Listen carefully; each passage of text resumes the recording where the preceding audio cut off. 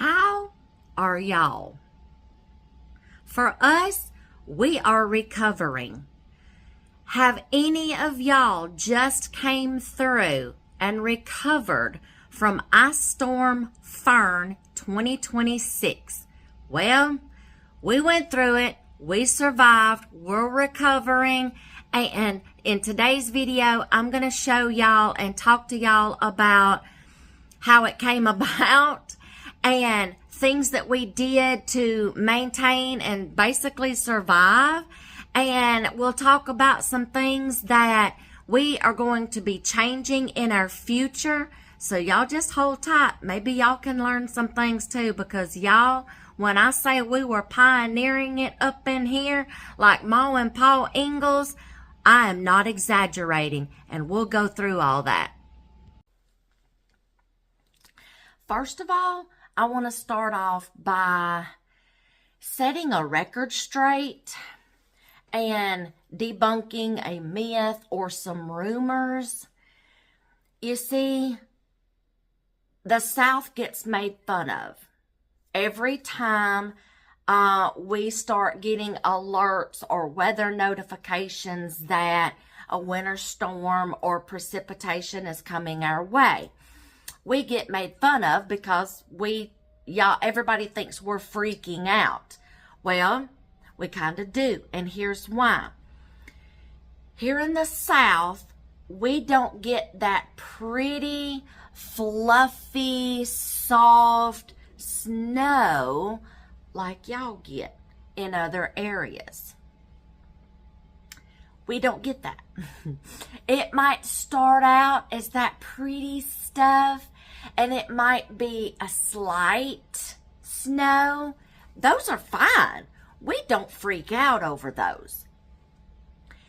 We don't get that stuff that y'all get, the pretty stuff. Elsa comes, and she hangs around for a while, and she's in that scared stage where she turns everything to ice. And she comes to stay, and she lingers. And when I say she turns things to ice, that's exactly what she does. This is what we get here in the South. And this is why we tend to shut down everything and we get made fun of. We get the kind of stuff that, I'm not kidding when I say ice, okay? We get like a little bit of snow, and then it starts sleeting, and then you mix that in with some moisture that causes freezing rain, especially if the temperatures are below freezing. You get that to start accumulating, covering everything, roads, and we wind up with just a solid inches to sometimes, I do not remember how many inches this was that we got. Yes, solid sheets of ice, not just snow, okay? Slicker than snot, okay, is what we like to say. And it's just pure ice. I mean, it's like a skating rink out here. You take 1 foot out that back door and you better be hanging on to something, because your feet are liable to just right out from under you and plop right on your fanny, okay? That's what we get. On our roads. I don't care if you have a 4-wheel drive, an ATV, I do not care. You're going to slide. We locked every vehicle in 4-wheel drive. We've got a Ranger that we do all the farm chores with. We were still sliding. Our driveway, the road, we have to get like on the road frontage, you know, going down this way to some of our pastures. Yes. When I say we were iced in, I'm not exaggerating. And just ice. I mean, Elsa, Okay? She can go the heck home. Take your crap with you and don't let it hit you in the rear on your way out. Goodbye, Felicia. Goodbye, Elsa. Take your crap and go. I'm not kidding. We were solid sheets of ice, and it was thick. This stuff, I mean, we had to like take a hammer, sledgehammer, to see how thick it was and to show that it's not just snow. We hammered that sucker. I thought I was going to get out there one day and collect some ice, and I'll get to that in a minute. Honey, I stuck that shovel down, and I thought I was just going to go hit and scoop up. Oh, my gosh, y'all. I hit that ice with that shovel. It ricocheted me, and I'm like, what the heck? I don't think I'm going to be getting any snow today because this is a solid block of ice. Then we had to get the hammer and bust it. I'm not kidding. This is why we freak out. You can't drive on this stuff. And we are not going to send school buses out collecting children, sliding off the roads, landing in ditches, and endangering the lives of children and bus drivers, parents getting out on the road. This is why we closed down. So that's a myth busted. We don't get that stuff y'all get. We get ice. Elsa just likes us for some reason. Y'all, we're in a different climate. And it just changes and it mixes with that humidity and moisture in our air. And we get wet precipitation, which if the temperatures are below freezing, it turns to freezing rain. When you start seeing it bounce off of your porch, your steps, your roof, and stuff like that, you know it's on. It's coming. We had about a 2-week notice. They were already giving out alerts 2 weeks ahead of time, okay? So we started preparing 2 weeks ahead of time. And we were pretty much prepared. We had milk. We had bread. We had all the essentials. Y'all, we got freezers. We have a pantry full of jarred goods from the garden, okay? We were pretty good. We went through this house and we were prepping. We were doing things. And we'll get to that in just a minute. I'll show you just a few quick ways that we prepped. We were good to go. 2 days before everything hit, one of the granddaughters got sick at school a couple of times and I had to go pick her up. And I'm like, you know what? Before we have to go back to school to get the other granddaughter, let's run to town right quick. Let's just see if there's anything else that we might need to pick up just to be on the safe side. We picked up a few little extra things that I didn't sometimes think of before that. And that was good because I picked up a couple of extra loaves of bread. I was going to get another jug of milk. It was all gone. It was all gone. But I'm like, okay, I wasn't too upset about it because we didn't wait till the last minute. I'll get to that in a minute, okay? I do not understand people who want to wait till like 2 days before, 1 day before, or the day of that something hits. Why? Okay, I'm going to stop right there. Don't be that person. Okay, we'll get to the prepping stage here in a minute. Or some things to help people out. But I wasn't too upset. We just picked up we picked up an extra case of water just in case. Good thing we did. Okay, so we did a lot of prepping. And we knew this was coming. So we started batting down the hatches outside, getting animals prepared, extra hay, filling up all those troughs. Doing all that good stuff. Covered up my blueberries. We couldn't cover up some of our other trees, because they're too big, okay? And it's just one of those things. Prepping our dog out here, making sure she had plenty of hay, a warm place. filled up her feeder, got her plenty of water, things like that. Just batten down the hatches, okay? And then we started doing some things to prepare inside. Now, some of this video is going to be a slideshow, and I'll talk you through it because here's why. We lost power. I'm not kidding when I say we lost power. We had to keep our phones handy and keep them charged. I did not video a lot of this process. The only thing I could do was take pictures because we needed to save our phone batteries in case of emergencies. We have a son who is a lineman.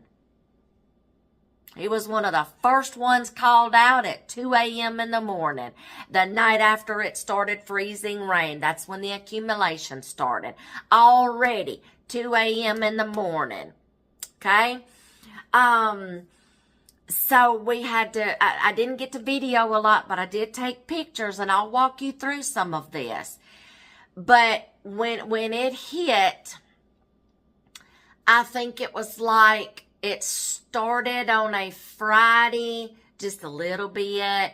By Friday evening, it started coming down, sleet, freezing rain, all that good stuff. By the time we woke up Saturday morning, we were in a winter wonderland.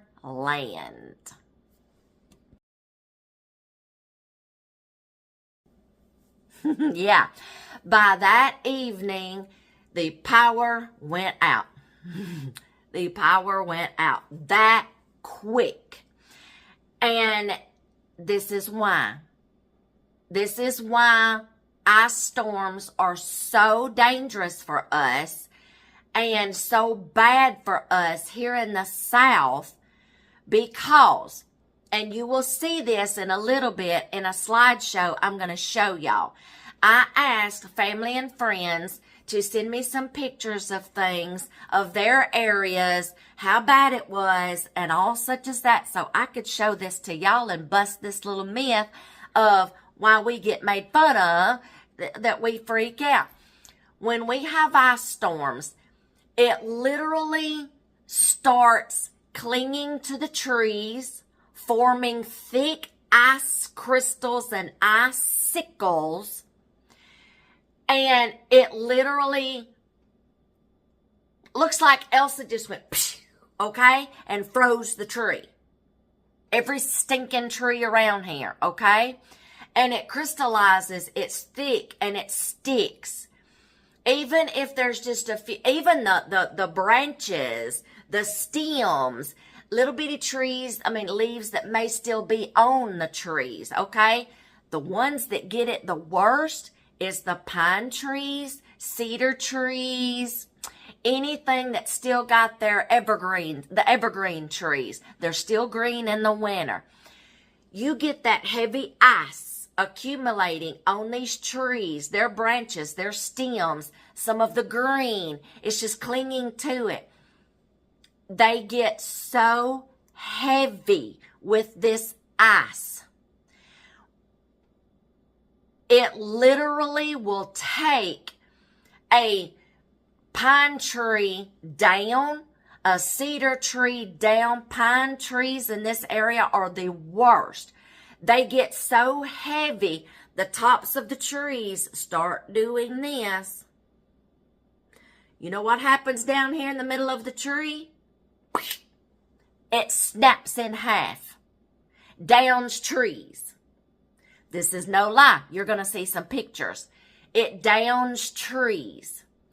Those trees fall into the roadways, but they take power lines down with them. They're so heavy, they will jerk a power line down, snap it off the transformers, snap it off the poles, snap it off the phase poles, just, okay? It'll take down transformers, blow them up. Sometimes they can start fires. So you take people's power lines, and it has also snapped power poles in half. The tops of them. It'll jerk out transformers, down power lines. This is our problem. This started happening at 2 a.m. in the morning. Son got a phone call. Gotta go. 2 a.m. in the morning. Okay? It will literally wipe out pine trees. Snap them in half. And when I say it sounds like a war zone outside, that's no exaggeration either. I wish y'all could hear the sound. If any of y'all have experienced this, put in the comments below what you think it sounds like. It literally sounds like rifle fire outside, just constantly going off when a pine tree snaps in half. It breaks off tree branches. It breaks off stems. It breaks the tops out of trees if it doesn't just snap the whole tree in half. On our road, we literally had trees across the roads blocking the paths. We just so happened to find a downed power line buried under the ice across the road. Yes, while we were just out trying to ride and survey and things like that one day. And we're like, oh my gosh. Okay? Pine trees are the worst. I want to put this in there for linemen. If you have pine trees on your property, please get them away from your power poles. You will thank yourself. Because if you allow them, or if you get somebody to do it, you won't have to worry about trees falling over on your power lines and then having to wait like everybody else to get your power restored. Okay? Get those trees cut down away from those power lines. Okay? You will thank yourself. Now, that's what happens. It sounds like a literal war zone out here. Okay? What things look like. It's when they snap, it's an eerie sound. You can hear branches falling. We literally sat here on our couches listening one day to pine trees just snapping in half. I wished I could have videoed the sound for you. I couldn't. I was saving my phone battery. The way that we kept our phones charged was it was so bitterly cold. Sometimes we got down into the 0 digits, which was a negative wind chill factor. We would when dear hubby got up every morning to go outside and do the chores, he would crank the vehicles, keep those babies running, okay? They were covered with ice too. Our vehicles were covered with ice, not snow. You couldn't get out there with that little defroster thing and get all that stuff off, or that little brush. Y'all brush y'all's pretty little snow off your vehicle. Honey, this stuff was there to stay. The defroster wouldn't even melt this stuff. It took days to get ice off of our vehicles and get it melted, okay? It was awful. When I say we were iced in, I'm not joking. We were iced in. And you'll see this in some pictures. So, he cranked our vehicles every morning. Cranked the tractor every morning. Of course, he had to use the Ranger, keep it running to do the farm chores, okay? He would take my phone, plug it up in one of the vehicles, take his phone, plug it up in one of the vehicles while he was doing the morning chores, letting the vehicles heat up and run, and then he would gather everything and bring it back inside. Okay, so that's how we kept our phones charged, just in case of emergencies, because we got a lineman out there, and staying in contact with family, okay, checking on everyone, checking on our neighbor.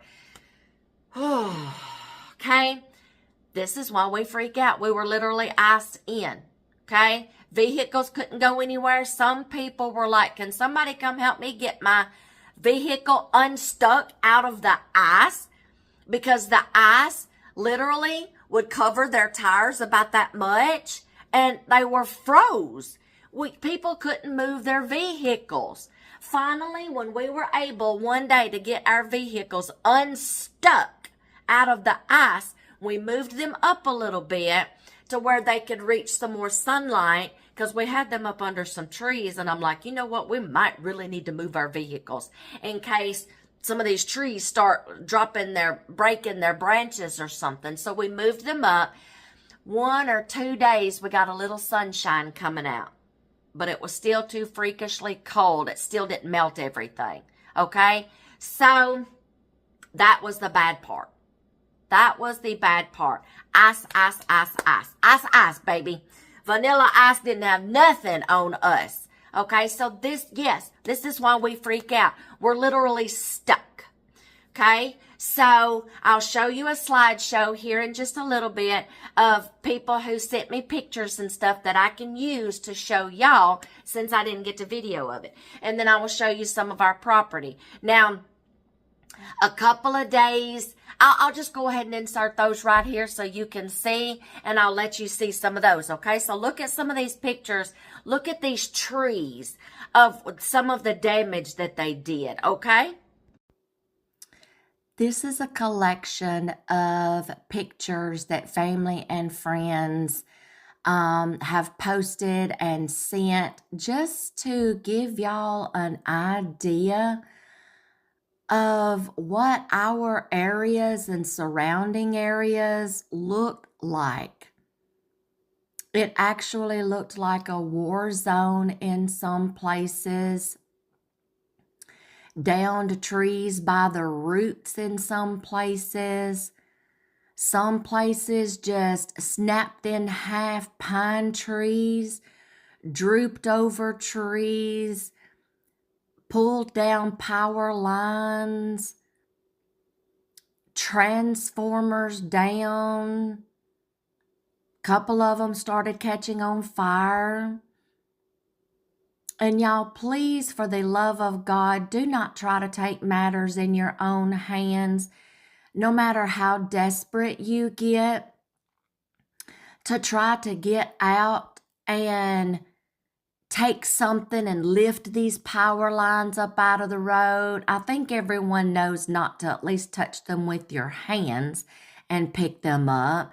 But there was a video that someone posted of a little old lady out with a stick trying to move a power line out of her way so her and her husband can drive through, and that poor lineman out there having to restrain all of his emotions and fear for her life, trying to talk to her and encouraging her, "Ma'am, please back away. Go get back in your vehicle." But this is what we looked like. And it just looked like a war zone outside. And it sounded like one with all the snapping trees. Please let the linemen do their job. There is an order to restoration in power lines and transformers. Yes, there's protocol. Please let them do their jobs. And if you see them out and about, offer them something to drink and eat, please. They were freezing to death and exhausted. I'll just leave you with the rest of the pictures.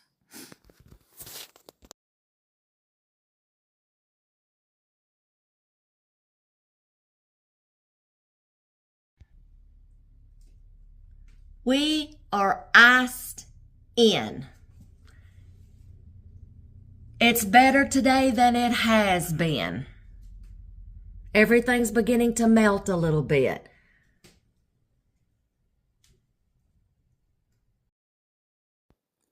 We thought everything was going to be melting very good since the sunshine was out. But y'all, this stuff didn't go nowhere. And this is what we look like. Yeah, it's not going anywhere. This stuff is just not melting, and this is what we look like around here.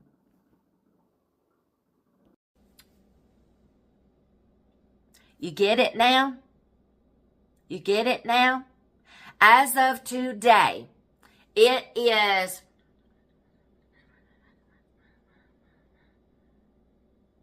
12 days later.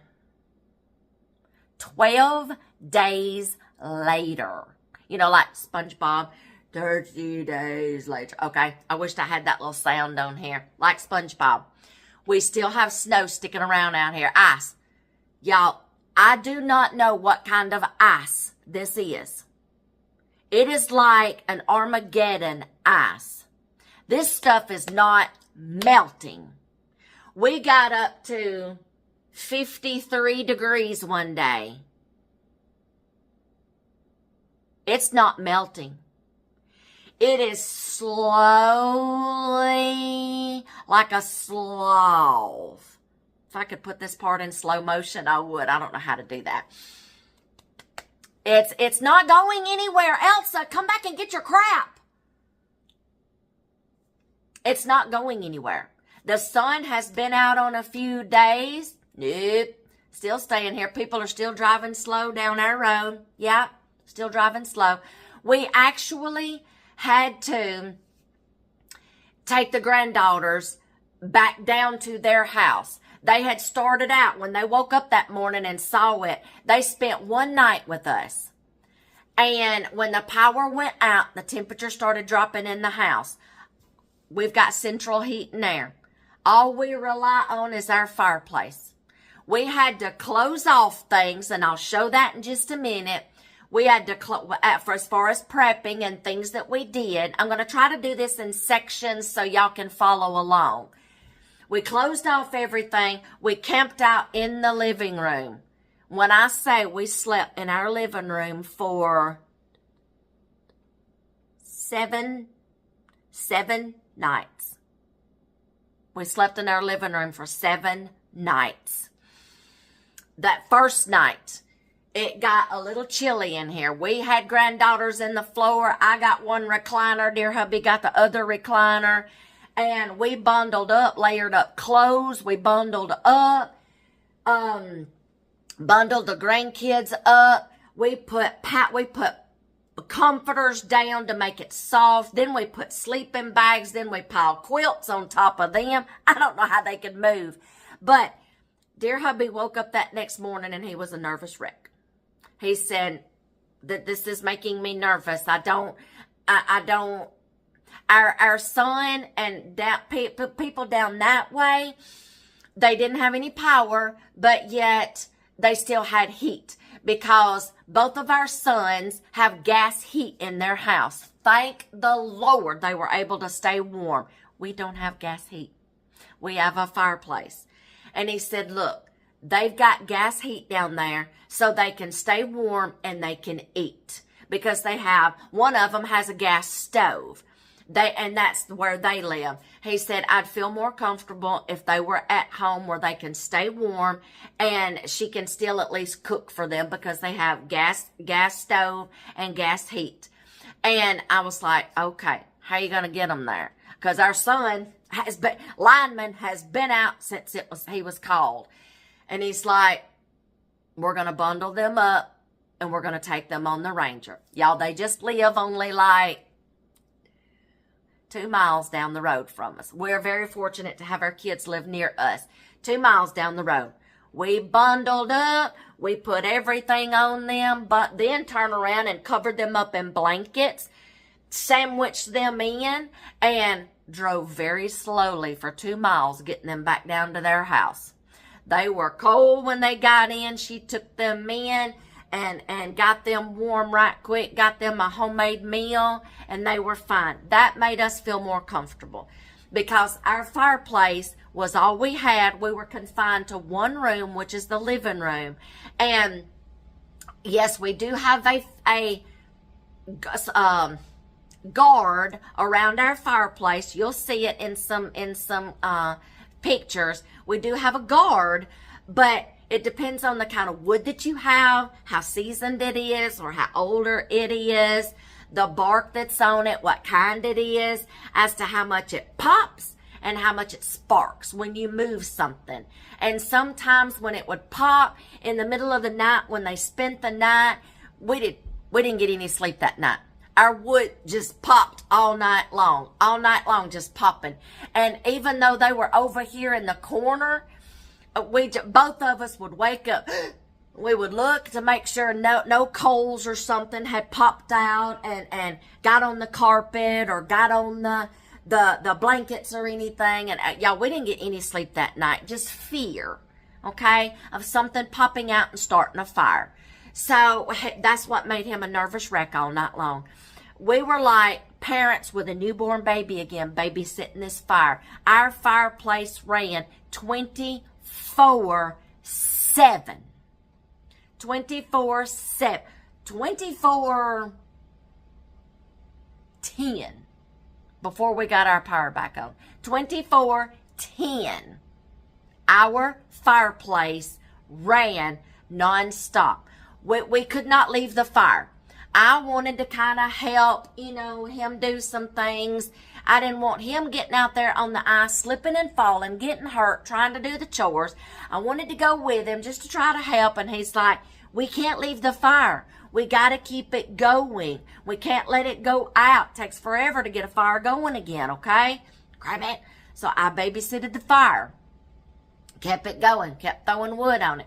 We had to keep it going. We were like parents with a newborn baby again, waking up every 2 hours in the middle of the night, during the day, putting logs on the fire. We got to change for that. That'll be the last part of the video, changes that we're going to make in the upcoming future. That'll be the last part of the video. Hopefully it'll help some of y'all. But we had y'all, I don't remember when it started out, how many people were without power, okay? Surrounding counties, nearby states, Alabama, Arkansas, Tennessee, Louisiana got hit hard. I've got some friends in Louisiana that I've made from work trips. They got hit hard. So all in this surrounding area, that Gulf Stream went across this way, okay? We're checking on family, friends, everybody. But in our area, over 20,000 people without power. Let's see. Our power went out on a Saturday. I don't think we got our power restored until that next Friday. We were without that power that many days. Now, this is day 12. There are still some people without power. But every day, those days has gone down. We've had extra power companies from other counties, even other states had to come in and help us. Florida, Arkansas. There's like 5 or 6 other different companies, power companies in other states and surrounding counties that has had to come in. This was too big of a catastrophe for just one electrical company in our county. No, it was too big. Almost 30,000 customers without power. Okay? Memphis is another big one. Bad. Okay? Yes, they did prepare. They did salt the roads, but y'all, they don't come down these little this is a word I just cannot say. Rural back roads. They just don't. They hit the highways, the bypasses, and stuff like that. We're left to just whatever out here, okay? So, they did de-ice. But y'all, this is just something, it's like a Armageddon ice. I cannot explain it. Some places are still not melting. We still have ice out here. There's still ice on our roof, and this is day 12. We did get a rain to come and try to help turn it somewhat into slush to where we could at least start dispersing it out and splashing it out, making ruts to where we could at least drive in the ruts. But y'all, this is like an Armageddon ice. I do not know where this ice came from, but it's here to stay. Okay, so we had to start getting creative with what we were doing in our house. So it's just, I'll show you some things that, let me start now with some prepping that we did ahead of time to get going. So let's do that right now. 2 homemade loaves of bread went in the freezer. We gathered every empty water bottle or water jug that we could find, got them filled up with tap water and filtered water. We grabbed all of our oil lamps, made sure they were full of oil. All of our camp lanterns, made sure they were working, had batteries in them, and bought and stored extra. We were somewhat prepared, but I'll tell you some things in a minute that we might not have bought enough of, or things that we might need to get more of next time, or do differently, or something like that. Now let's get to things that we did to survive. When I say we were being Ma and Pa Ingalls up in here, I said I wasn't exaggerating.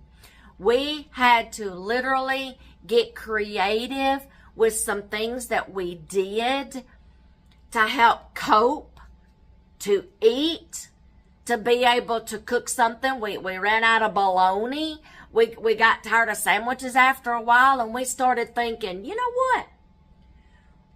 I know we can't exactly put an iron skillet on top of this fire because I didn't have one of those grates. I said, but dear hubby come up with an idea. He said, I got an idea. So this is a way that we started Ma and Pa Ingalls and it pioneering up in here in order to cook some good meals. And y'all, I think we did pretty doggone good making some of these meals, and they were delicious. And we only cooked enough that maybe we could have like maybe one more night, because our refrigerator stayed cold really good up until the last couple of days before the power came on. So this is some ways we got creative with cooking. Our jugs of flushing water ran out, so we had to bring in buckets of ice and melt them down by the fire, put them in the tub. We had to start putting food in coolers. This is how we got creative with some of our meals. We roasted 2 pork chops over open flames. I opened up a jar of green beans, bread and butter pickles, and got a slice of bread. That was a meal one night. Then we really got creative. We took hot coals, put them in our ash bucket, put an iron skillet on top of that, and we used this method to do pinto beans and ham, and I even got lucky one night and tried spaghetti, and I even toasted 2 pieces of homemade bread on top of the lid using that same hot coal method in that bucket. Look how this spaghetti meal turned out. It was so delicious, y'all, I could not believe. Now, it doesn't have meat in it, but that's okay. Then I was able to heat up some frozen breakfasts for us a couple of mornings. Then that last night, we made Korean beef, and then I opened up and heated up a jar of green beans and potatoes.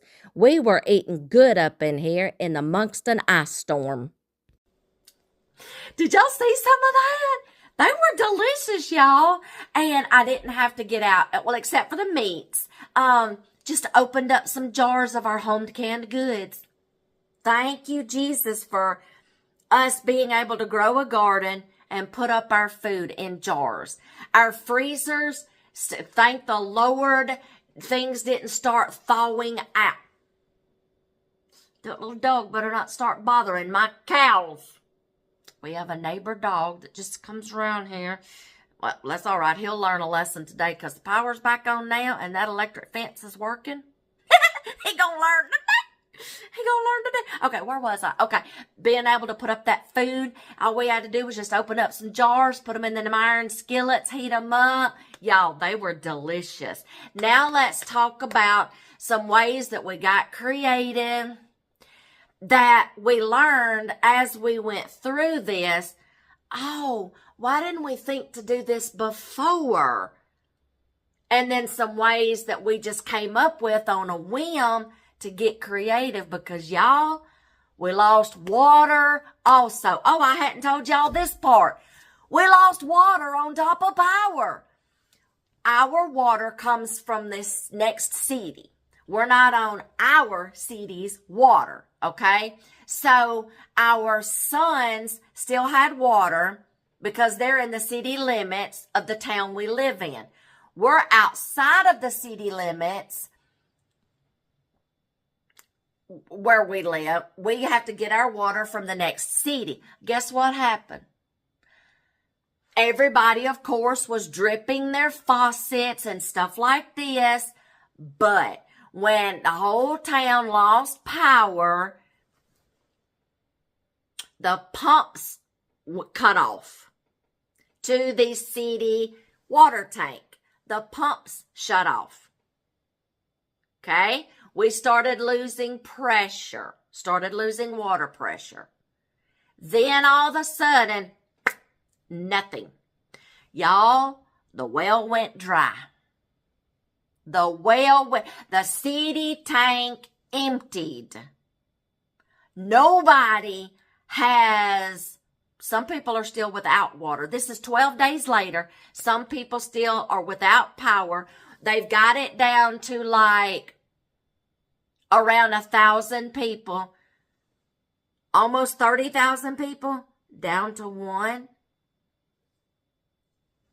Okay, so some people are still without water or got low water pressure. City's going to have to work on them. They're going to have to get some generators or something, but the well went dry. Some people are still without power right now, but y'all, they're working their tails off. Okay, so the well went dry. We were without water. Okay. This is another preparedness that I am so glad that we did. I'm going to show you some ways that we got creative. I don't know if I have a picture of it. I think he touched the fence because he just took off running. I told you he was going to learn today. I think he just touched that fence because he just went, tucked his tail and... Okay, I'm sorry, y'all. My window's right here. I'm keeping an eye on the cows and making sure it don't bother my cows. Okay, I'm sorry. Where was I? This is the ways that we prepared and we got creative. Y'all, I'm so thankful. That day, me and my granddaughter went to Walmart. There was more toilet paper. And baby wipes.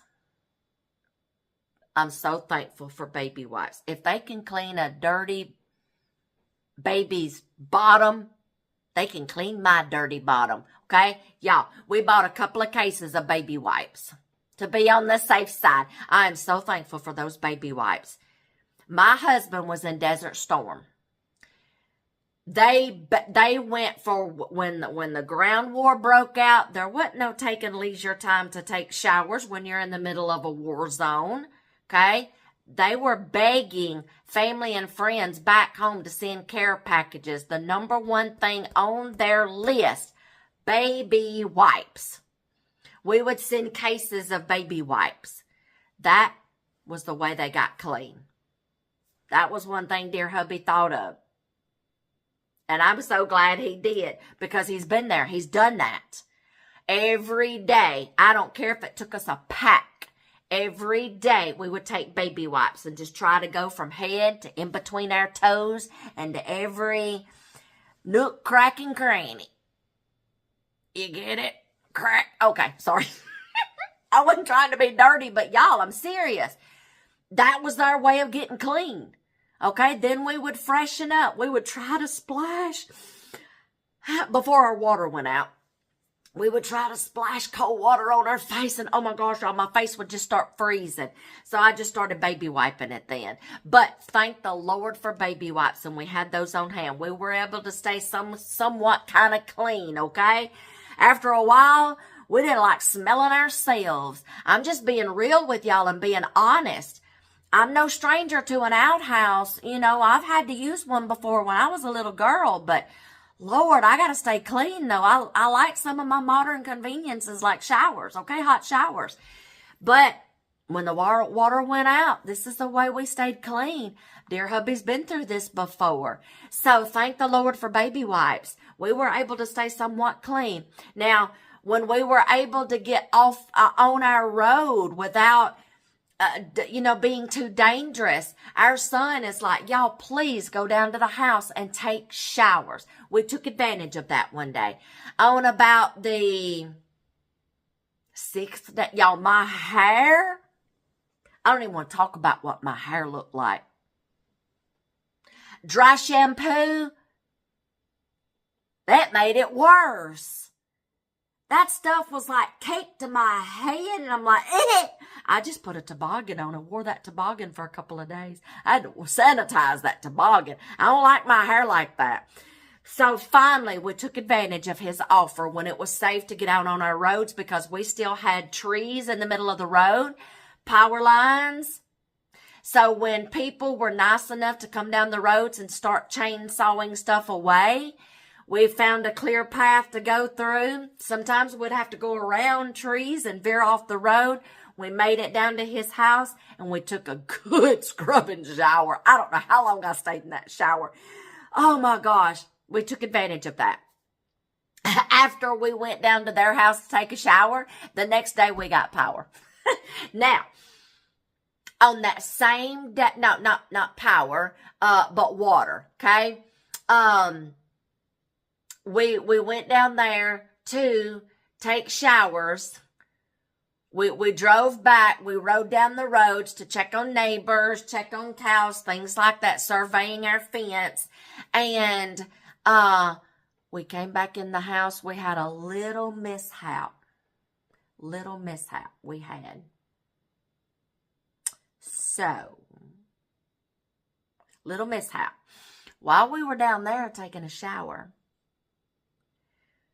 and we came back, we were riding around. I just needed to get out of here. I was getting cabin fever.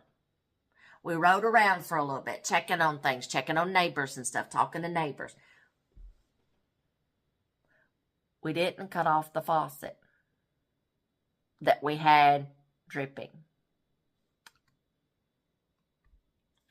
When we came in, we sat down, and I'm like, I hear a noise that I haven't heard before. Something just trickling. And he's like, well, we've got, the whatever. All of a sudden, he goes in the bathroom, and he's like, bring some towels. But we left, the water is on. And he's like, we forgot to cut the faucet off. The water's been running, trickling this whole time. The bathtub's overflowed. We had to go in there. Still no power yet, but we had water. And it was all over our floor. But that helped. So at least our water came back on before our power came back on. But, y'all, it was running down in our vent. It went up in our bathroom floor. Not too bad. Thankfully, it only went up under just a little bit. Only got a small section of our closet carpet wet. We tried to soak all that up as best as we could. And it was trickling down in the vent. It didn't flood our whole bathroom. So when the power did come back on, we got the, what's it called? Shop vac, big shop vac, and had to suck all that water out of our vent. It only stayed down in one little section. It didn't spread through the whole entire system. We sucked all that out. Thank the Lord. I think our power came back on a day later, 2 days later. They didn't come back on simultaneously. We got water first, then we got our power back on. So thank the Lord for our power. Our son said, you know what? I think we got power that next afternoon, our son, every day they would post a list of where they were going to be that day. And he's like, hey, I think there's going to be a crew coming out that way that day. Sure enough, by 12 o'clock that afternoon, we got our power on. Oh, thank you, Jesus. And then that's the first thing we did was suck out that vent. We got our bathroom all cleaned out. We got a fan running in that little section of our closet to dry our carpet. Oh my gosh, y'all. Now, let me get to this section of the video where I'm just going to show you some little ways that we got, other ways we got creative and to do some prepared things like covering up and closing off things, shutting off drafts, things like that. So I'll show you a few more little creative ways that we were just pioneering it up in here. We closed all vents, covered them up with mats, towels, or pillows. We closed off drafts at the bottom of doorways, and we closed off rooms. Hopefully that'll give you some ideas, okay? Now, it's 12, I'm just going to give you a little recap. It's 12 days later. There's still almost under 1,000 people without power. Some people are slowly getting water back. Low water pressure. Our sun has been going non-stop, and this is day 12. Now, they do stop at a certain point at nighttime because these guys need rest. These guys need rest. I've got to see my son one time, and when he came here, if y'all could just see the exhaustion.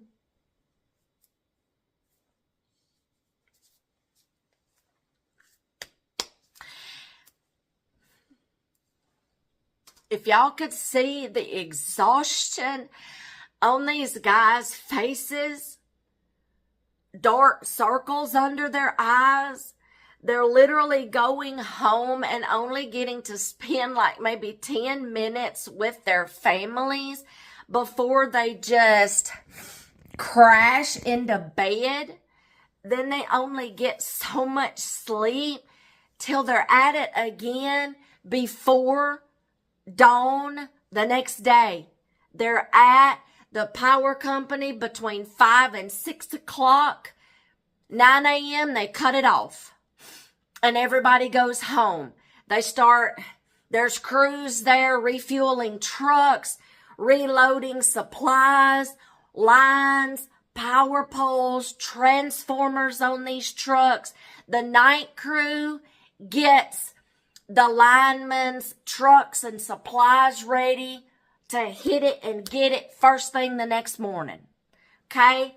If y'all could see these guys, the exhaustion, it's pitiful. Our granddaughters are like, we want to see daddy. Y'all, these kids crying for their daddies. Let me bust a myth right now. Everybody thinks you work you're a lineman. Of course, you going to get your house power turned back on and your family and your friends turned back on before you come to take care of us. That's a lie. That's a lie. My son is a lineman. He goes without just like everybody else. He wakes up at 2 a.m. in the morning. They ride before dawn. They leave their own family's house, and they leave their own families and their own houses without power, in the dark, in the cold and in the heat of the summer. This happens in the heat of our summers, tornadoes, when the power goes out, fallen trees again, taking out power poles. Same thing happens in the summer. They leave their own families without just as long as you go without power.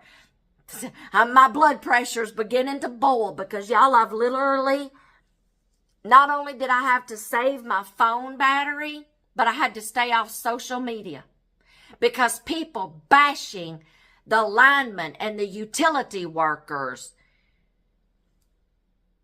This mama was getting hot, and I had to decide to just control myself and stay off social media before I said something I couldn't take back.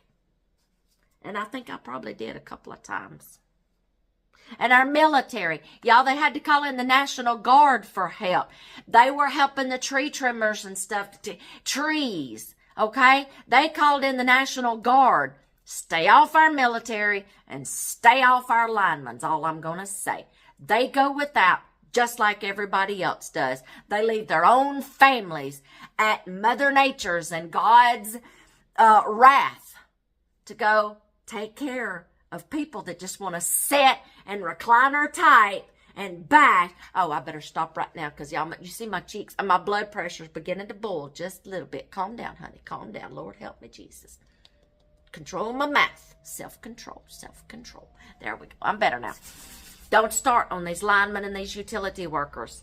They're not God. They're not Mother Nature. They can't control this, but they're doing the best they can, okay? People are still without right now. We're still checking on neighbors and stuff. Okay? Just be patient. Be patient. But y'all, at the end of this video, we're going to talk about things we're going to be changing for next year. If y'all have been affected by Storm Fern, help us out here. Tell us your experience in the comments below. Tell us your experience. Tell us ways that you got creative, ways that you prepped, and things that you may change for the next one that you saw. Why didn't I think about that? All right, I'm going to change that for next year. Put it down in the comments. Let's help each other out, get prepared for this next one. And I'm going to say this as nicely as I know how to. I'm going to say this. If you've lived in your house, in your area long enough, years and years and years and years and years, you know when your winter weather season is going to hit.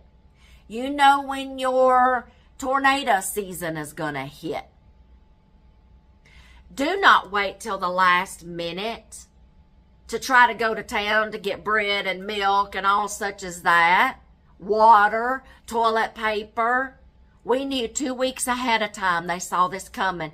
We started preparing 2 weeks ahead of time. That day we started preparing.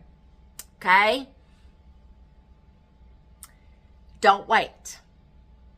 Don't wait. Don't wait till the day before. Y'all, you have a year from one season to the next. Well, from your winter to your tornado season, you may have like 6 months like us. Get ready for that next season. If it's winter time you need to get prepared for, you got a year. If it's summertime you got to prepare for, you got a year from one tornado season to the next, one ice storm season to the next to get prepared. Do not wait until your pipes are frozen. Get those pipes insulated, okay? Before that season hits, work on those pipes. Get some things together. Start preparing. Start stocking up now. Start stocking up now to get that stuff prepared and ready to go for the next season. I don't know where you're going to store it. I'm going to get an emergency kit together. I'm going to start storing up stuff. I'm going to get ready for the next ice storm. Okay? So, in the last half of this video, we're going to talk about changes we're going to make for next year. The changes we're going to make for the next season. And then, start storing up, buying some things, making an emergency kit. And then some long-term things that we're going to think about for the future that in the next couple of years, we're going to try to start doing. Okay? Because eventually, Dear Hubby's going to retire. And these are going to have to be changes that's going to be permanent changes to help us in our senior years to where we can be more self-sustainable if the grid goes down, power goes out, we lose water, okay? No, we're not going to put in a well. We're just not going to do that probably. But because wells can go dry too, they can freeze, okay? But things that we are going to start prepping, and we're going to start storing up for the next one, preparedness for the next one. We're going to share some ideas down in the comments and some changes that we're going to make that's going to require permanent changes for the future. And we're going to try to start working those in the next couple of years. So that's going to be the last half of this video of some preparedness for next year. Woo! It is about 13, 14 days later. Y'all, this stuff is still here. Elsa, come get your car. Woo! Oh, slid. I gotta be careful. Y'all, I'm not kidding. This is still ice. This stuff is just not melting. We can even get up into the 40s and 50s. And this stuff is just still hanging around. Y'all, this is not our normal weather. I'm not going to go any further down this hill or y'all going to see me just slide right into that electric fence. Hey, Jen. You hear her? You hear that walking? Walk. You can hear the ice breaking and crunching up under her feet. Snow doesn't do that, y'all. Finally, we got a little sunshine coming out again today. Hopefully, we can melt some more. I'm going to drive up here in just a minute at the end of our road, and I'm going to see what it looks like and let y'all look. But y'all, this stuff is not going anywhere. Our backyard. Oh, there's my shadow, Peter Pan. Look. Y'all, I'm sliding. Look, this is not snow, y'all. This is ice. It's not snow. It's not going anywhere. Oh my gosh. Okay. We're going to bust ice this morning. His is the only one, our bull, his is the only one that we got to bust ice this morning on. We're going to feed the cat, get the dog some water down here, got to bust her ice, got to get the kitty cat some water. Yes, but y'all see, it's still just hanging around. Now, everything is melted out of the trees. Thank you, Jesus, because these linemen, Power Association companies don't have to worry about trees falling anymore, branches breaking. All of it's eventually melted out of the trees. Thank you, Jesus. Got some sun coming out. Oh, I got to get my glove back on my hand because I've only been out here 2 minutes, 41 seconds, and I already can't feel my hand. It's like in the low 20s this morning. Oh, yes, we're just going to ride around. I'm going to help dear hubby and just get out and see some sights. I'm getting cabin fever. I got to get out of here. Just take a little ride on the Ranger and do some chores with him. I just got to get out and get some fresh air, y'all. I mean, yes, I'm freezing my tushy off. I'm starting to shake. Ooh, okay. And I got to get some fresh air. I got to get out of the house. Cabin fever. Okay, let me cut my camera off because now I'm starting to shiver. And y'all are like, whoa, whoa, whoa, whoa, whoa, whoa, whoa. Keep the camera still. Okay, we're just going to ride around and look, bust ice, take care of everything, and let you see what some more things looks like.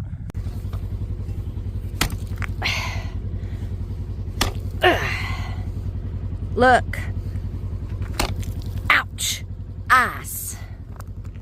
And y'all didn't see this, but yeah, I got a sore hip now. Cranked my vehicle while hubby's getting the Ranger. Cranked my vehicle and I slid on a piece of ice by one of the tires, and yeah, kind of got a sore booty and hip now. Yep, that's ice. You ever seen frozen poop? Not fried poop. Ugh. Yo, frozen poop. There you go. Bri, you better get back in here because when I close that fence, okay, you better get back in here. Hey, Rock. Good morning, Rock. You better stay in here, Bri. You gonna get your little booty. Soon as I put that tape back up, yep, you're gonna get a little booty. Well, I was in the process of doing a running video. It'll be coming out later. I'm gonna do a long video from start to finish of how we're gonna make changes in our garden this year. Permanent changes and some decisions that I've made for permanent decisions for the future. And well, those plans has been kind of put on ice. You get it? At the moment, we're gonna have to wait till this stuff thaws out. But more than likely, we're gonna have to go on a work trip, and it's just gonna have to wait until early spring to where we can get back and finish. So these are our plans at the moment. They've kind of been put on hold, and this is why. We ride around, check the ponds, check the streams, count heads to make sure nobody's gotten in the pond and fell through or anything, gotten stuck. And we count heads. Where's the other pond? I got to get out of this ice before I start sliding. I'm going to get up here and kind of park. Alright, let's see. Let's check this other pond. We're counting heads. There's 2 down yonder. Pond's okay. Pond's fine. Make sure nothing's in there. We do have 2 ponds to water the cows during times like this, but they're a little frozen over right now. But there is a stream running back down in through there that is clear and is running water. There comes Jen. She's following me. Okay, so that's 2, 3, 4, 5, 6. We'll check up here and we'll check over yonder, and everything should be good. I'm going to check the roadway in a minute. Roadway's looking better today than it has been, I'll tell you that. It's been awful. Awful, awful, awful. It's beginning to be a little drivable, but you still have to be careful. Alright. Still counting. Okay, y'all. You saw the footage. A couple of days later, getting out, riding around, seeing everything, counting heads, checking ponds, everything, feeding, busting ice, water, helped them do the chores. It's a couple of days later, and I'm going to finish this video with talking about ways that we prepped ahead of time. We knew. Then as the time progressed and things happened and things that we got creative with, and then things that we saw, we should have bought more of that. We should have, we'll know this for next time. You learn things sometimes when you're in that predicament. And then we've been sitting here discussing at night, what are some future permanent changes that we can make? So, this is what we've come up with. We prepped. We filled every water jug we could find. I dug out gallon and half-gallon jars from my building. We ran them through. We washed them, sanitized them, started filling with water. We saved it. I only had just a couple of jugs in the house that we used for tap water that we could use for like flushing toilets, sponge bathing, washing our face, hands, things like that. Putting in our coffee pot, to run through our coffee. Tap water, drinking water, okay? Then when those couple of things ran out, we did not run out of drinking water. Almost, but we did not. Thank the Lord, okay? But we did run out of flushing water. You saw where we were collecting buckets of ice, bringing them in and letting them melt by the fireplace. Then we would take that water and transfer it over to our tub. We found something outside that came in handy. When the sun shone for a couple of days, it started melting off of some of the roofs of the buildings out here. It started melting, and just water was just streaming off the roofs of the building. And dear hubby was like, there's some water right there. We don't have to chunk up ice out here in the yard and bring it in and melt it anymore. He was able to find some big spare water troughs out here that we have. And he pulled them up under some of those awnings and started catching the runoff water. That was a lifesaver. That was a time saver. He would bring in like 4 5-gallon buckets every morning, and we poured that over into our tub. Take them out there when it was time to bring in some more, and that's how we kept our toilets flushed. We would wash our hands, just kind of like splash our face or something, things like that. What is something else? You saw where we started covering all the vents.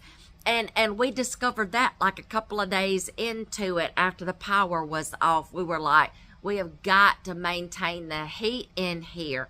We're trying to heat too many rooms, and we've still got a draft. So we covered all those drafts, and that's something we learned as we got into it. We were like, how come we didn't think of that before? So as we got to progressing through this, we saw some things that will better help us for next year, and then we got creative. So closing all the vents off helped. We covered them, hung up sheets and stuff, just caught drafts anywhere, closed off some rooms that we weren't using. Okay, things that, like I said in one section of the video, you live in an area long enough, you learn your weather patterns. You know when your bad weather's predictably gonna come. Just please don't wait till the last minute to start prepping and running to the store. When that season ends, you start getting ready for the next season, which will be tornado season next, and we're gonna start getting prepared for that.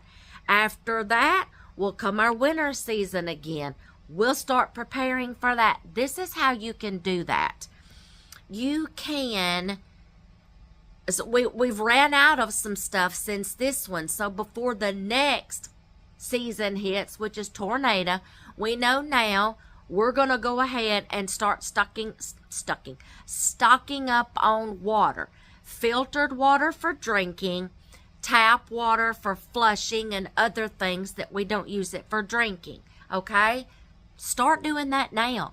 Save water bottles. If you buy cases of water, if you buy jugs of water, start saving up milk jugs, juice jugs. If you have children, water bottles, anything you can refill to put drinking water and tap water in.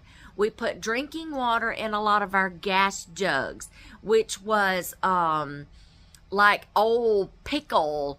You know, I save those things. People know that I'm a jar saver, so they'll give me things. I had like gallons glass jugs, and I had half-gallon glass jugs, and some, you know, some glass jugs, mason jars, stuff like that. We use that to fill with filtered water for drinking, stocked in our pantry. I only had a couple of jugs that was just lying around. I was just fixing to throw them in the trash, and I said, no, let's collect some water for flushing the toilets. I'll know next time, do some more so we don't run out of that. We don't have to run out here and start trying to collect ice and melting it and catching rainwater. Oh my gosh. But those are options, y'all. We're going to discuss some things that we can prepare for the next time. Let's see. So we know now I've got like 6 months till tornado season. You may have hurricane season. You may have earthquake, whatever. You people in California, y'all just need to be prepared for everything. fires, wildfires, earthquakes. Gosh, y'all get it all, don't you? I got relatives in California, and they have to be on the ready for everything. They have emergency kits, backpacks ready to go.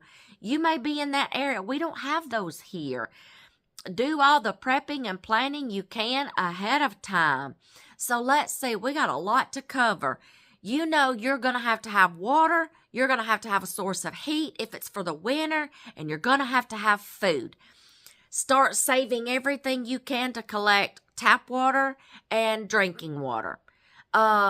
Get those put up somewhere now. Don't wait till the last minute to try to start doing this, or go to the store trying to find bottled water and jug water, because you may not get so lucky. It may all be gone.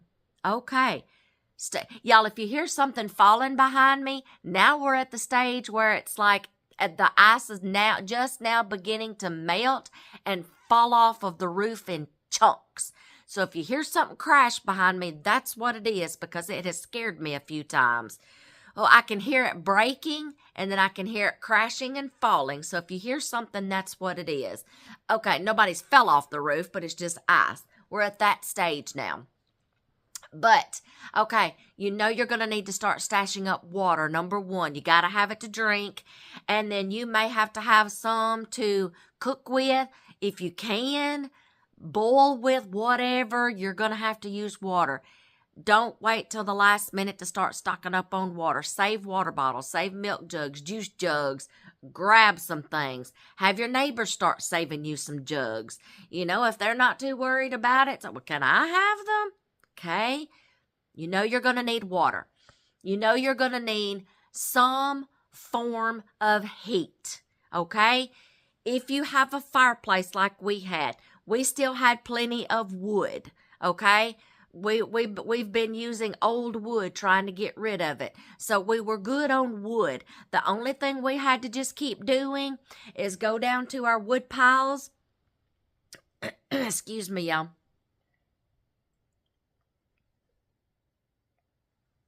Go down to, icicles falling too. Go down to our wood pile, load up the Ranger, bring it up here and put it in our wood bin that's right here off of our porch. Easy access to bring in and out wood. So if you've got a fireplace, stock up on wood, get a couple of cords and stack them up somewhere and cover them up. Cover them to keep them out of the elements, you know, from rotting the wood. So stock up on wood. Before the next season hits, before the next winter season, since we ran this thing 24/8, 8 days, 10, 9, something like that. Before the power came back on, we know now before the next season, I've already cleaned it out a little bit. I mean, I vacuumed it out, got all the ashes and the things like that out, cleaned off the grate. That's not as good as what I wanted. After all this, come early spring, and especially before the next season, I completely take out this fireplace, the back panels, and I shop vac everything out, clean it out, wipe it down, wipe off some of the soot off of the panels in there, clean out the power blower. Of course, we couldn't have that blowing because the power was out, but I clean around those little fan blades in there. I thoroughly clean everything down. Dear hubby climbs up on the roof and he does the chimney sweep and pushes the soot down and all of that and cleans out the flue, and then I suck it up with the shop vac. We do that every year. Don't want a house fire because you've got built up creosote and soot and stuff like that in your flue. Okay? Clean those things out. That will be the next thing to do. Nobody's getting on that roof right now with crashing and crumbling and breaking ice, falling off. So before the next winter season, that will be done. And then I even clean like our glass doors. And then I will clean the scatter screen, whatever you call those. we just completely clean it down. I wipe down the brick wall, the stone wall, wipe all that down. If you have a cook stove, wood burning stove, get stocked up on wood. If that's your only source of heat, get stocked up on wood. Clean that thing out before the next cold season. Clean your flue out. Now, this is one thing we're mulling around in our minds. You saw where we got creative with some of our cooking. Y'all, that helped. We were able to enjoy some meals that we couldn't just stick an iron skillet in there on top of the wood. We needed one of those grates, but we don't have one small enough to go inside the fireplace. We have one out there that goes over our outdoor fire pit, but it's too big to go inside the fireplace. So that's where he come up with the other idea of the bucket and then putting the iron skillets on top of that. It worked in a pinch, but we've been mulling around in our mind. We know we still want wood heat. We do not want natural gas out here and propane.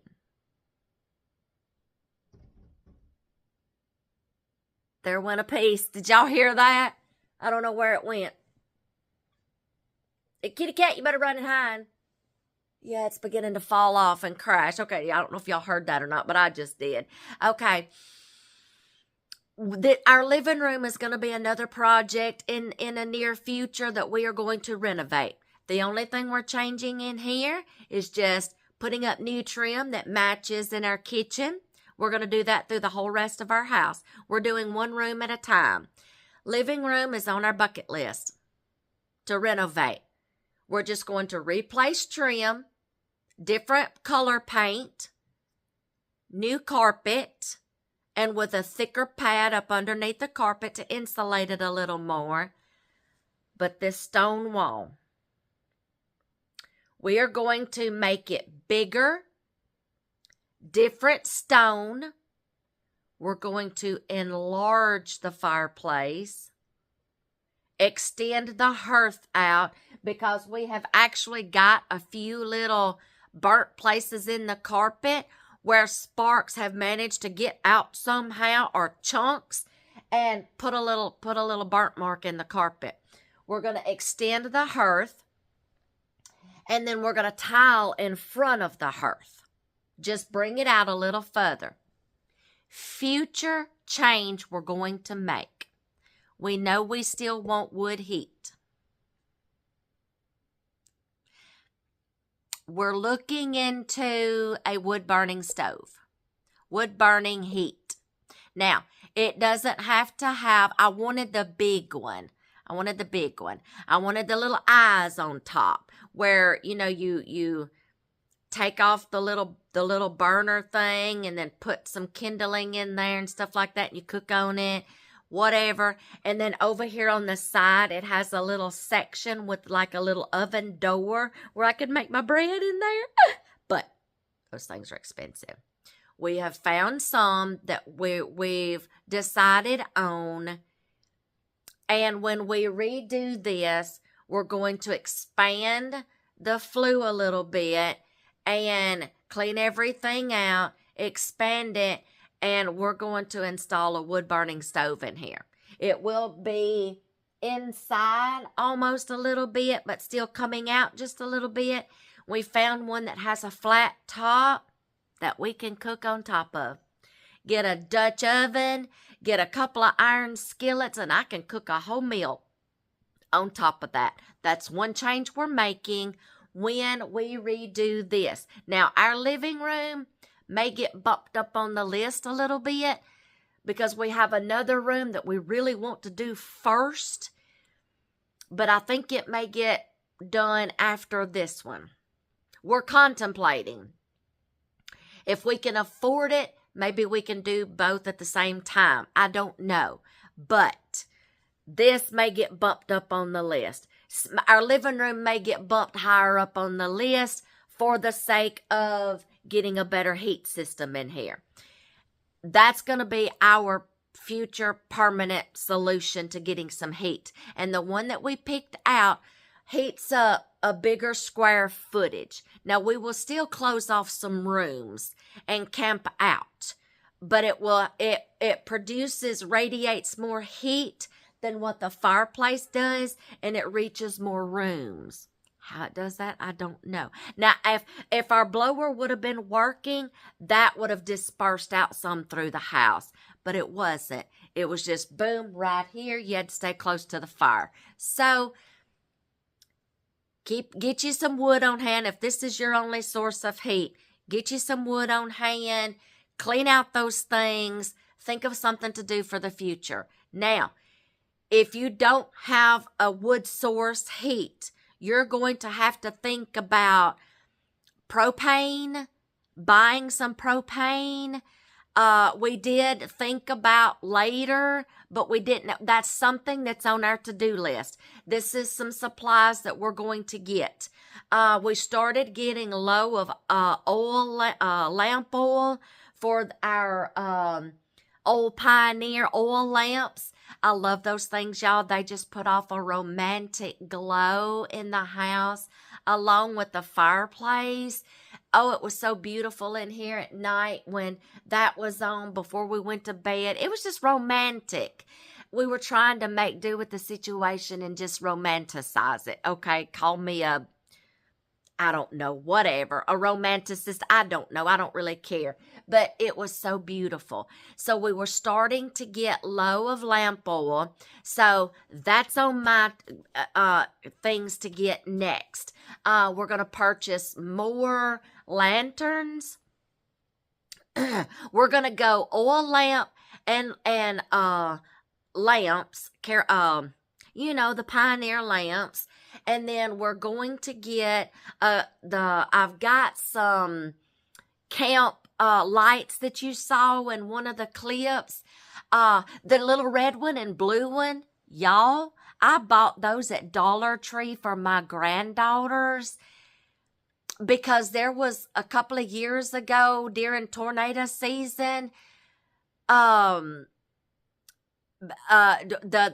girls were spending the night with us, and we were under an alert, and all of a sudden we got alerts going off on our phone everywhere. Seek shelter immediately. We were watching the weather. Dear hubby took us, chunked us in the closet, and started chunking blankets. We don't have a storm shelter out here, y'all. He started throwing blankets and pillows in on top of us and told us to lock down and get comfortable. And we were in the dark. We didn't have time to grab any lights or anything. Granddaughters were freaking out because it was pitch black in the closet. We were just in there. We were scared to death. It was pitch black. I just started praying and pleading the blood of Jesus. And he came in and joined us. And then we had one of our sons and his wife came and joined us. And because they were checking on us, and we were all, so they were freaking out because it was pitch black. And I said, never again.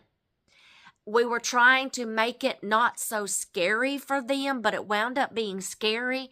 And I said, nope, I'm not doing that again. I went and dug out my old lanterns that I used to have down in my barn for light when I would have to go down there at nighttime and milk, the second milking, and spend the night down there with a goat giving birth and helping warm up babies and wipe off kids being born and assists in birth. That was my light, was some camp lights. But they were starting to lose their charge, and one of them, because it's rechargeable, and then the other one is one of those big block batteries. We just did not have another one and it stopped working. So I need to get stocked up on those big block batteries, whatever size those are. And then I found the charger to the other lamp. We're going to get that baby charged. And then we used the granddaughter's little red and blue ones. After that tornado event, I went and bought the granddaughter's those little lanterns, and we've kept them put up in times of emergency only, to where if we have to seek shelter in the closet again, they can grab their little lanterns, we grab those, and we hit the closet. They won't get scared like that. We'll have light. Oh, I felt so bad because they were so scared to death. And I'm like, no.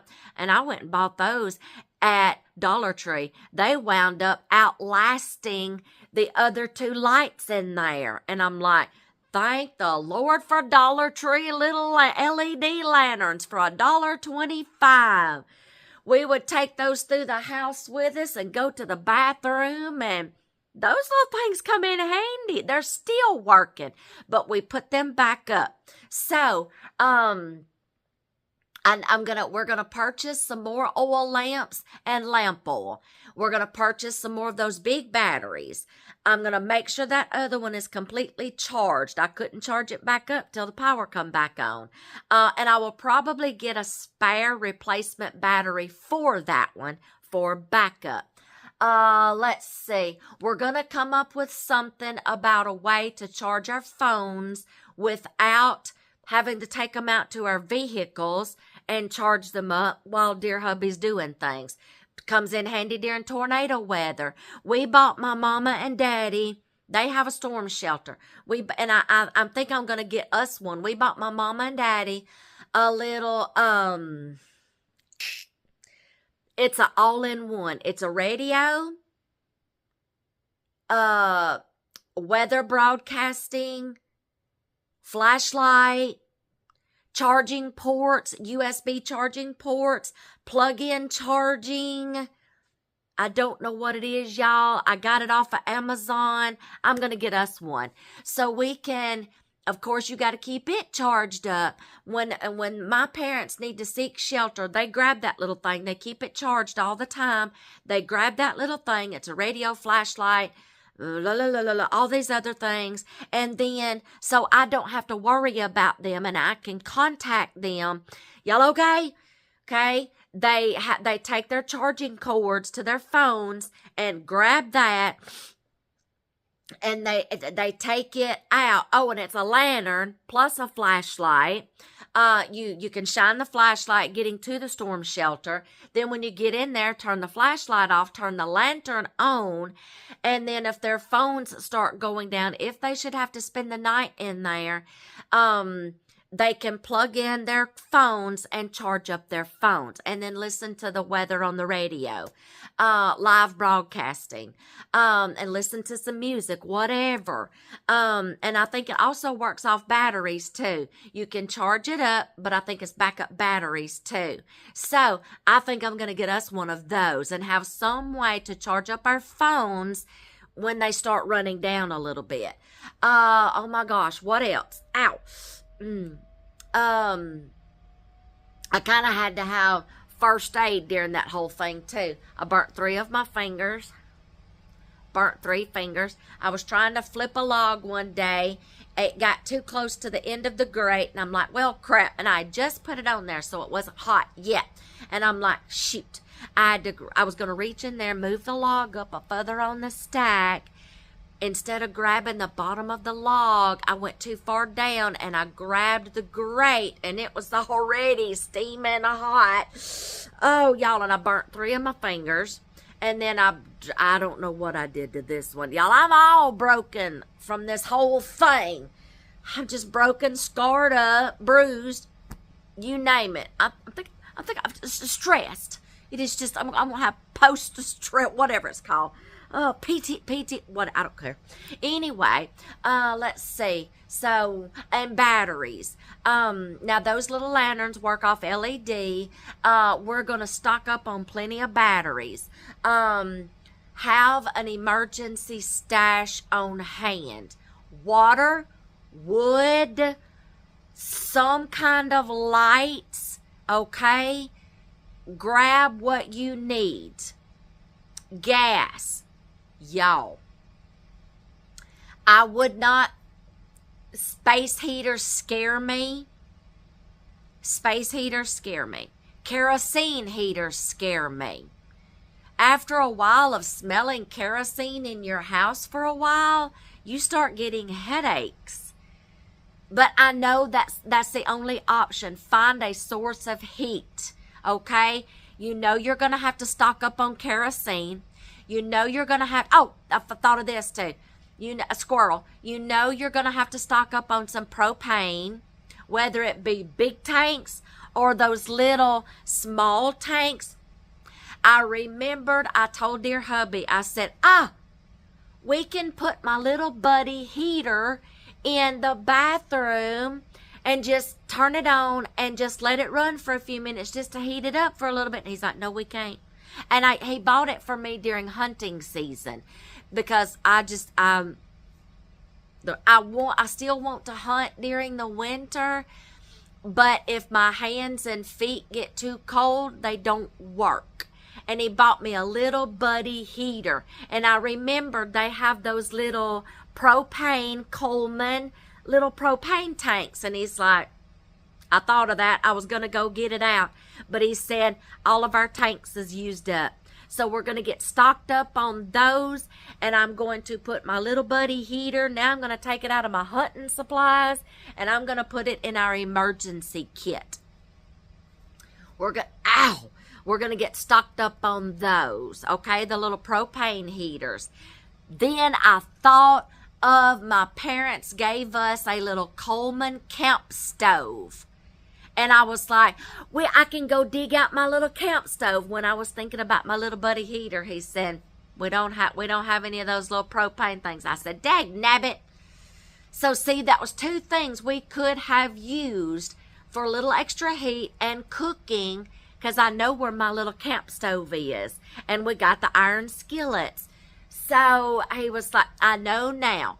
More lamp oil, lamps, more batteries, extra backup batteries, propane tanks, and I'm going to start creating, I'm going to buy a big old tub, and this is going to be my emergency natural disaster tub, okay? I'm going to purchase one of those little things, charging point flashlight lantern thing that I bought for my parents. I need to add that to my list right now. Y'all, if I don't write this stuff down when I think of it, menopause brain, I don't remember. Okay, propane tanks, I know that. Get you a tub. Start stocking now. You know you're going to need water. I cannot stress this enough. Water, heat, and food. Okay? If it's not wintertime, you don't have to worry about the heat. Gasoline. 2 weeks before this happened, we filled up every vehicle. We filled up the tractor. We filled up the Ranger. We filled up our supply tank. We told our kids, fill everything up that you've got. 2 weeks ahead of time. We didn't wait till the day before. We filled up everything we had.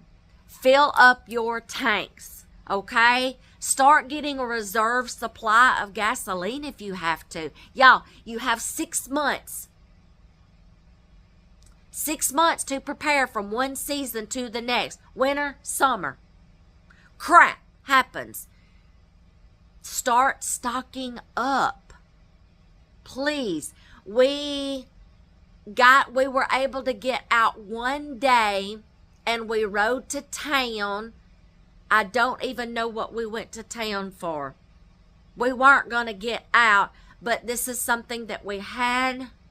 Oh, y'all, I don't remember what it was, but when we got into town, people from other counties were coming to our county and lined up down the bypass.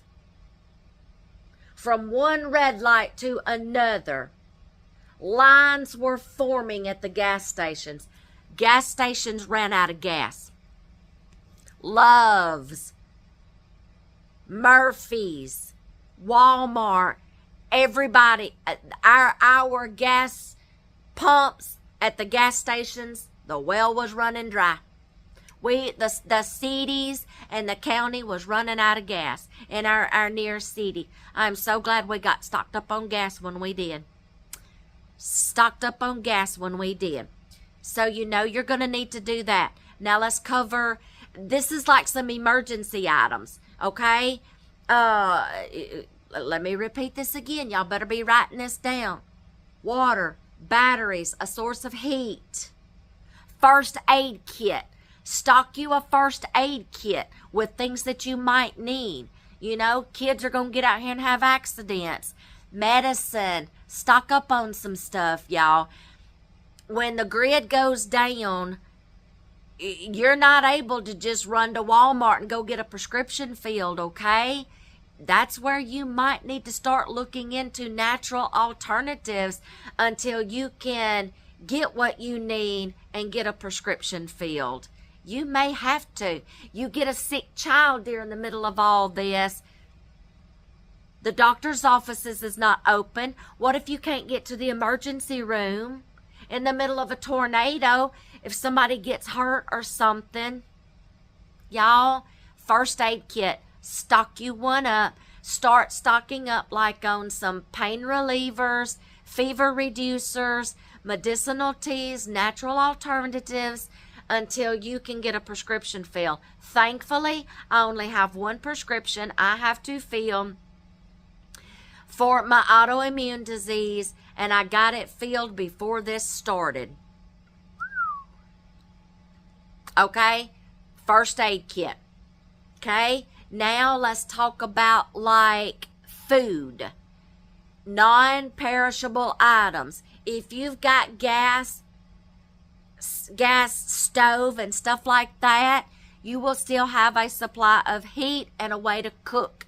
If you don't have those things, like we don't, we're fortunate enough that our freezer still stayed froze. Thank the Lord.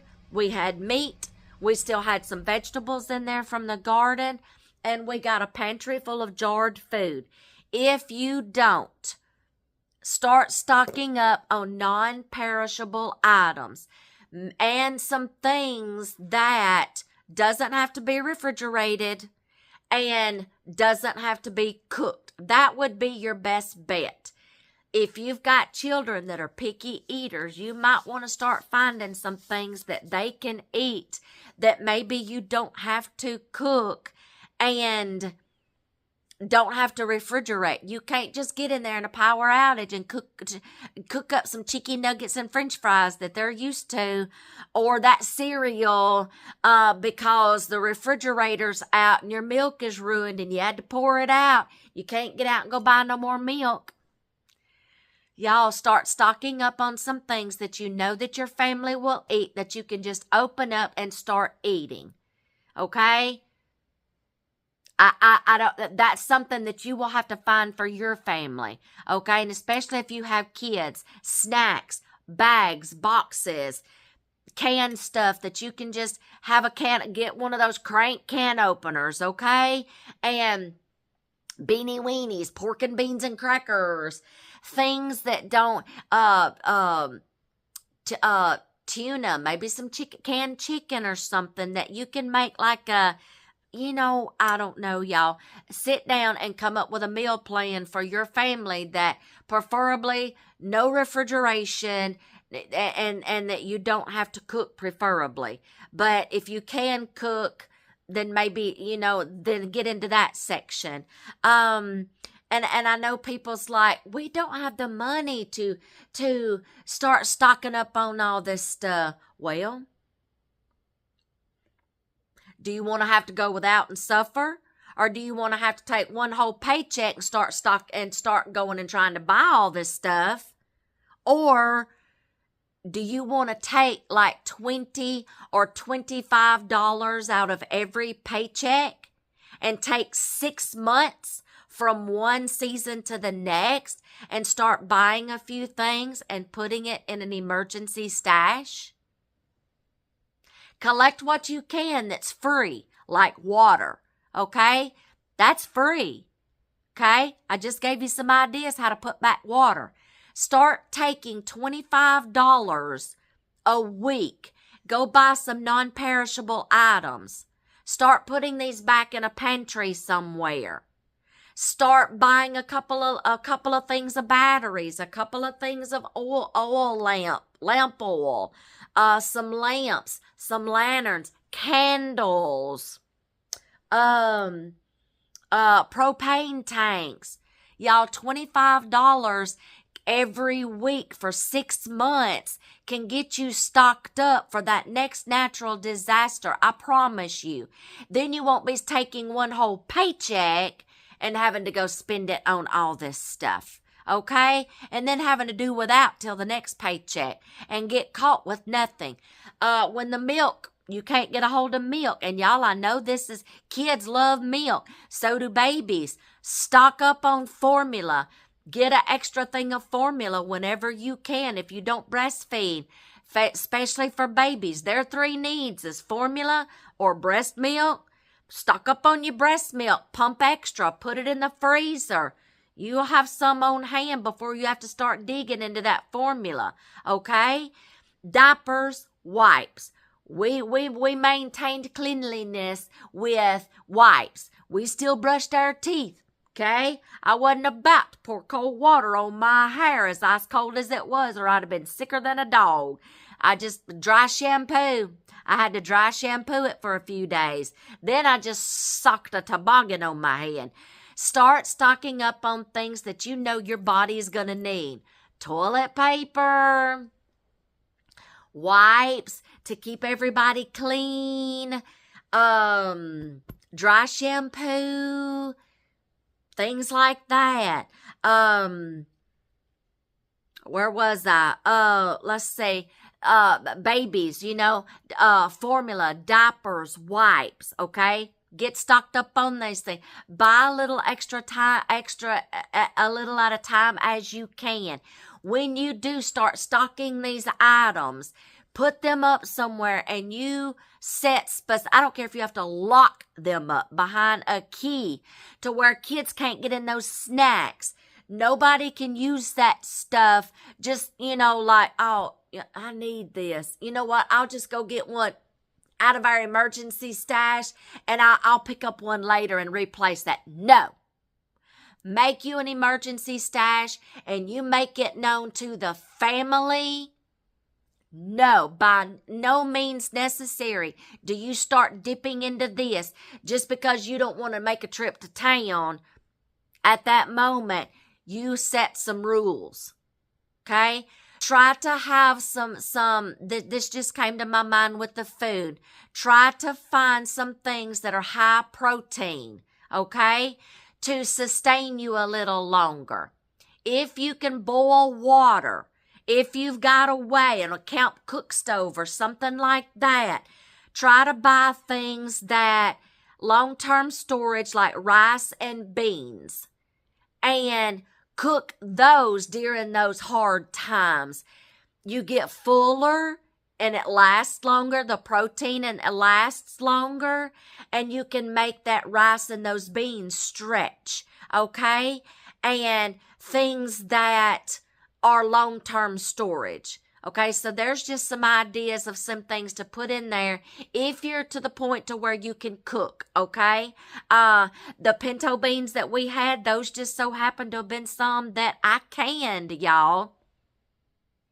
And everybody's like, why do you bother canning pinto beans? All you got to do is just go buy the bags. They don't take that long to cook.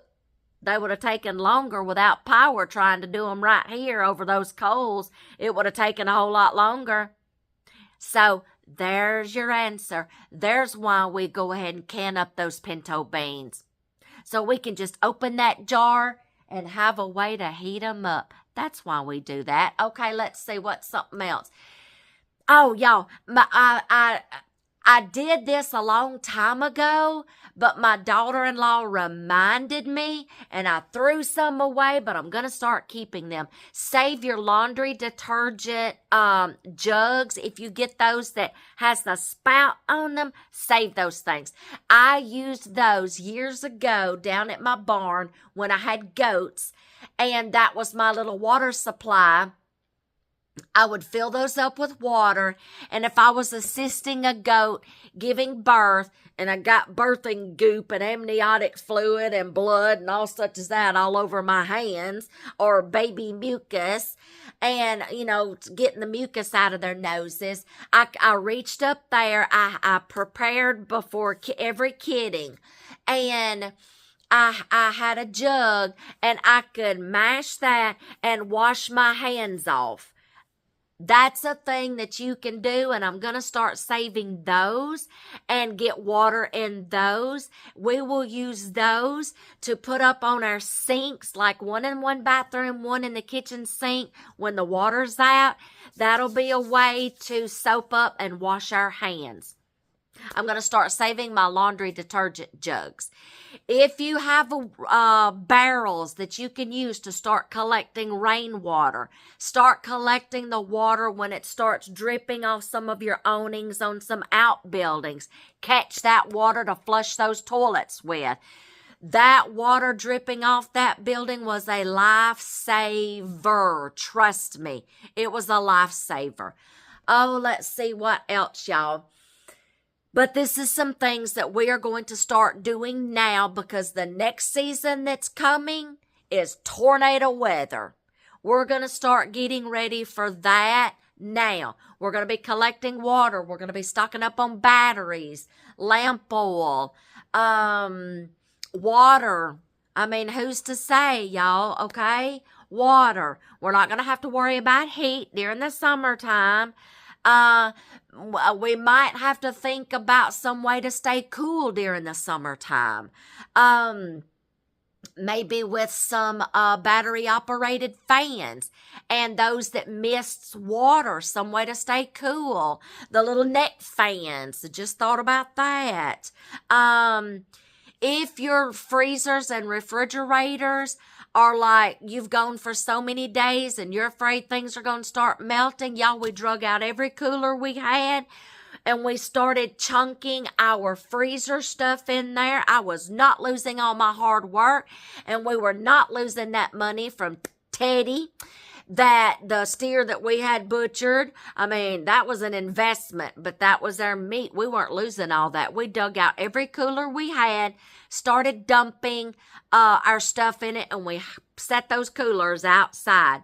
Oh, they weren't going to thaw out in that cold out there in 20-degree weather.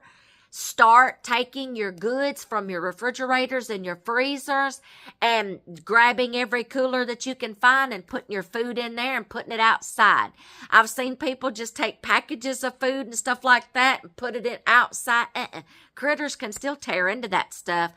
Put it in something. I don't care if you can just buy one of those trash cans, a cheap trash can with a lid on it, and start putting, you don't have to go buy expensive coolers. Just buy some trash cans that's got lids on it, and start putting your stuff in there and putting it out in the cold weather. It's not going anywhere. Bungee cord that lid down so maybe raccoons can't break in there. Whatever. Critters can't turn it over. Break into it. Start eating stuff. There's another idea. I'm fresh out of ideas right now, y'all. That's all I can think of at the moment. But this is things that we're going to be getting ready for the next season, and some changes that we're going to make for future permanent solutions. So, one more thing. Please, for the love of God, if you haven't done it now, if you haven't already, do it now before the next one hits. Please get up under your house, wherever you can get, and insulate those pipes. Please, do not wait till the last minute. Y'all, so many people, we lost, even when we got water back, the water pressure was so low because so many people were getting busted water pipes. Y'all, we had 2 weeks warning ahead of time to prepare. Every weather station, every radio station, every TV station, every social media outlet, everywhere tells you, check your pipes, prepare your pipes. Nobody listens.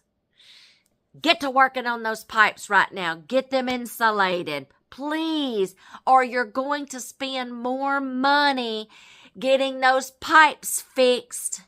And then you're not going to have any money left over to pay your bills. Get those pipes fixed. It doesn't cost much to insulate these pipes. If you've got outside water hydrants, cover them up. Please fix those pipes. Get them insulated. Y'all, I know this has been a long video, and thank y'all for hanging in here to the end with me.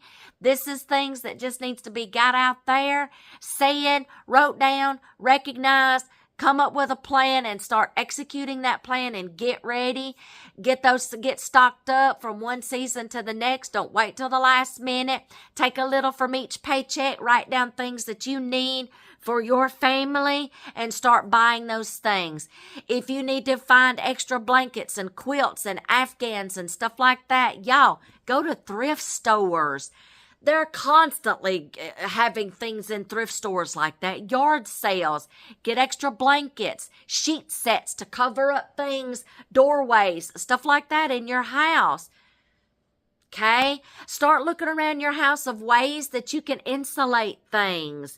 And drafts in your doors, covering up your windows and things with plastic or bubble wrap or something. Y'all, do not wait till the last minute to get prepared. Start doing a little at a time from season to season. Y'all put down in the comments ways that y'all survived, things that you got creative with. Help a brother and sister out. Put some things in the comments and let's share some things of things that helped y'all that maybe I didn't think about and I didn't say in this section. Let's help each other out. And I think that's all, okay? Come up with a plan. You are responsible for taking care of your family first and foremost. Don't start blaming the utility workers and the linemen, first responders, anybody else, law enforcement, military. You are first and foremost responsible for being prepared and taking care of your family. Nobody else. Okay?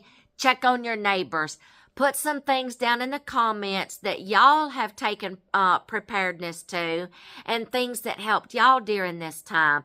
I am hoping and praying for each and every one of y'all that your water gets back on, your heat gets back on, your power gets back on, and you prepare for the next time. I'm praying for each and every one of y'all, and I'm praying that you're doing well and you've recovered, and now we're on the other side of this.